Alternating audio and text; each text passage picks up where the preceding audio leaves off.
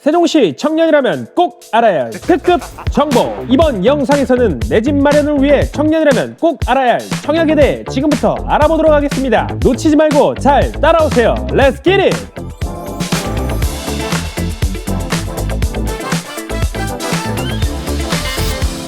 아버지, 돈을 벌겠습니다. 동네가 워낙 조용하고 하니까 아주 많이요. 돈을 벌면 귀한 분 오셨으니까 이 집부터 사겠습니다.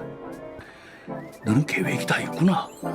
여러분, 성인이 되면 우리가 가장 먼저 하고 싶은 게 무엇일까요? 바로 독립입니다. 나만의 공간에서 누군가에게 구애받지 않고 마음껏 자유를 누리는 삶이라니 생각만 해도 두근거리지 않나요? 이렇게 꿈같은 삶을 누리기 위해 우리에게 제일 먼저 필요한 것이 바로 집입니다. 대한민국 청년 10명 중 8명 이상이 무주택 청년인 사실 알고 계셨나요?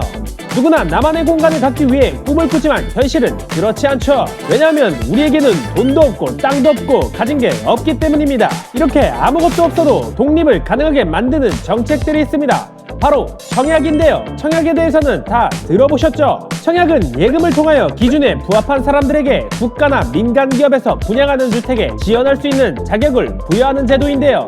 이 청약에 대해 잘 이해하고 준비만 한다면 우리가 그렇게 꿈꾸는 독립을 이룰 수 있습니다. 청약 점수 산정 기준은 다음과 같습니다.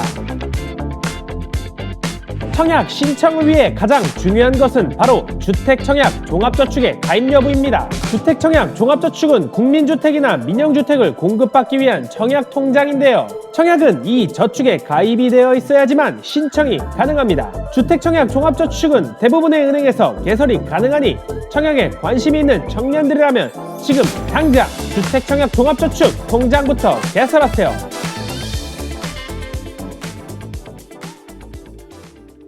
그런데 여러분, 우리가 누구입니까? 바로 청년 아니겠습니까? 청년이라는 이유만으로 받을 수 있는 혜택이 있는데요. 바로 청년 우대형 주택청약 종합저축입니다. 청년들에게만 해당되는 정책인데요. 기존 주택청약 종합저축과 가장 큰 차이점이라고 한다면 바로 금리입니다. 가입기간이 1개월 이상만 되면 최대 10년까지 연 1.5%의 초과율이 적용됩니다. 우대 금리뿐만 아니라 이자에 대한 비과세 혜택도 받을 수 있는데요. 기존 주택청약 통장에서는 발생한 이자에 대해 15.4%의 이자 소득세를 내야 하지만 청년 주택청약의 경우 500만 원까지 비과세 혜택을 받을 수 있습니다. 기존에 청약이 없는 분들은 지금 바로 신규로 가입이 가능하며 혹시 이미 청약저축이 있는 분들은 기존 청약저축을 청년 우대형으로 전환도 가능하다고 하니까요. 지금 바로 신청해보세요. 먼저 소개할 주택은 행복주택입니다. 대학교를 다니기 위해서 혹은 취업에 부푼 희망을 품고 정든 고향 땅을 떠나 도시로 향했는데 감당할 수 없는 월세와 전세 자금으로 좌절하고 있는 청년들이 계신가요? 혹시 그런 분들이 있다면 모두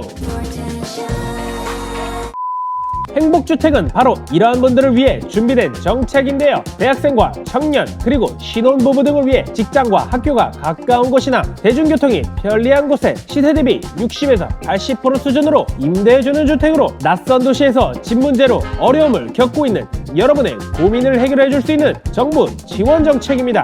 행복주택에 이어 소개해드릴 정책은 바로 국민임대주택입니다. 행복주택이 대학생, 신혼부부 등과 같은 청년층에 조금 더 집중되어 있는 주거정책이었다면 국민임대주택은 청년층을 포함한 모든 무주택 국민에게 주거 혜택을 제공하기 위한 정책입니다. 소득 재분배 차원에서 시행되는 정책이라고 생각하시면 좋을 것 같은데요. 입주 자격을 충족한 분들에게 나라에서 최장 30년 동안이나 저렴한 가격에 집을 임대해주는 이과 같은 정책입니다. 더 자세한 정보는 자료 화면으로 만나보시죠.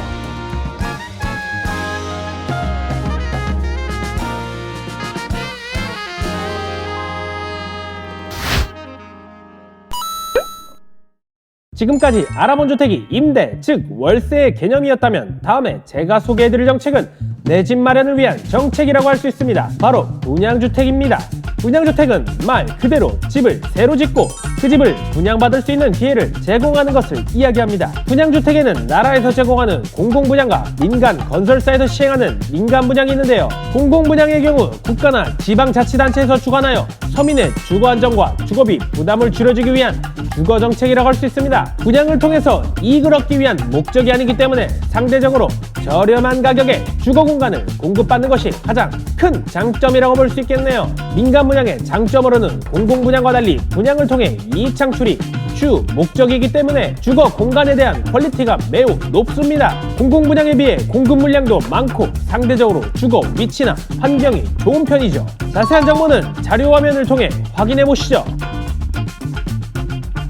자, 지금까지 청약을 통해 거주할 수 있는 다양한 거주 형태를 알아보았는데요. 청약에는 당첨이 되었지만 당장 목돈이 없어서 고민이시라고요. 그런 분들을 위해 준비했습니다. 공공임대나 행복주택의 경우에는 청년을 위한 버팀목 전세자금이라는 제도와 중소기업 청년 전세자금 대출이 있습니다. 혹시 내가 이 두 가지 중에 해당하는 조건이 있다면 나라에서 저렴한 이자로 대출을 받을 수 있으니 대출을 통해 보증금을 해결받으시길 바랍니다.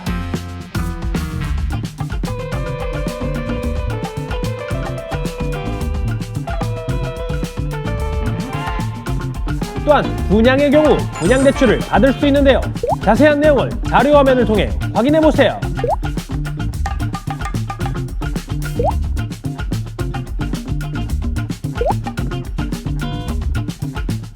지금까지 청약이 갖고 있는 많은 장점에 대해서 이야기해보았는데요. 청약에 대한 주의사항도 꼭 알아야겠죠. 청약에 당첨이 되더라도 신청서에 가점을 잘못 기재하거나 계약금을 당첨일로부터 한 달 안에 넣지 못해서 포기하게 되면 재당첨 제한이 적용이 됩니다. 주택 청약에 관련하여 더 많은 정책이나 자료가 궁금하시다면 국토교통부 주택청약 FAQ 정책 자료와 마이홈 홈페이지를 참고해 보시길 바랍니다. 지금까지 내 집 마련을 위해 청년일 때부터 준비해야 하는 청약과 청약에 관련된 정책들에 대해 알아보았는데요. 알면 할수록 준비해야 할 것도 많고 알아야 할 것도 너무 많지 않나요? 조금 어렵긴 하지만 내 집 마련의 꿈을 이루기 위해 꼭 알아야 할 내용들이니 지금부터 잘 준비하셔서 모두 내 집 마련의 꿈을 이루시길 바랍니다. 세종에 사는 청년이라면 꼭 알아야 할 특급 정보, 다음에는 더 유익한 정보로 찾아뵙겠습니다. 감사합니다.